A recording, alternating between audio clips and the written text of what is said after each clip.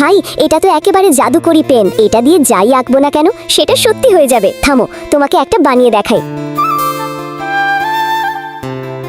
বাহ ভাই, এই যে সারাদিন শুধু মজাই করে যাচ্ছ। পরীক্ষা তো সামনে আসছে, পড়াশোনা করো দুজনেই। হ্যাঁ মাম্মি পাপা, পড়ছি।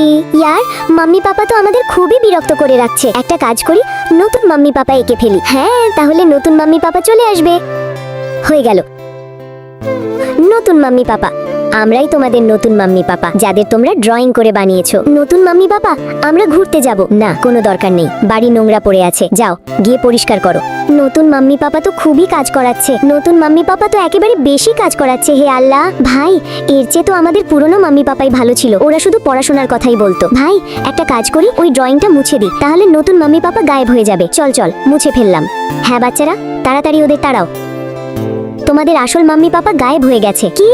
এই ছবিটাকে সুন্দর মনে করলে ভিডিওতে লাইক করে চ্যানেলটাকে সাবস্ক্রাইব করো, এরপরে আল্লাহ লিখো।